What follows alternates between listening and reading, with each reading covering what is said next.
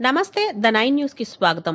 జియమ్మవలస మండలం చినబుడ్డిడి గ్రామంలో ఏనుగులు గుంపు బీభత్సం సృష్టించాయి.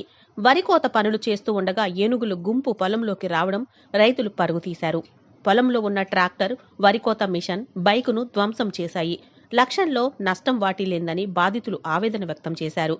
సుమారు 45 బస్తాల ధాన్యాన్ని తినేసి బస్తాలను చిందరవందర చేశాయని రైతులు తెలిపారు. 4 రోజులుగా ఏనుగులు గుంపు చినబుడ్డిడి గ్రామంలో తిష్టవేసి పొలాల్లో సంచరిస్తున్నాయని, పనులకు వెళ్లాలంటే రైతులు భయాందోళన చెందుతున్నారు.